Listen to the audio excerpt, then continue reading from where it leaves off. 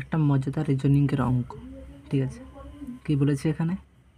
যদি 5 + 7 = 3 হয়, 8 + 9 = 8 হয়, তাহলে 9 + 4 = কত হবে? এখানে যদি আমরা ধরি 5 + 7 = 12, 12কে যদি যোগ করা হয়, তাহলে 3 হচ্ছে এখানে, তাহলে এটা মিলে যাচ্ছে। তাহলে এটা আমরা কীভাবে করব? 8 + 9 = 17, এই 7কে যদি যোগ করা হয় তাহলে 8, এটা মিলে যাচ্ছে।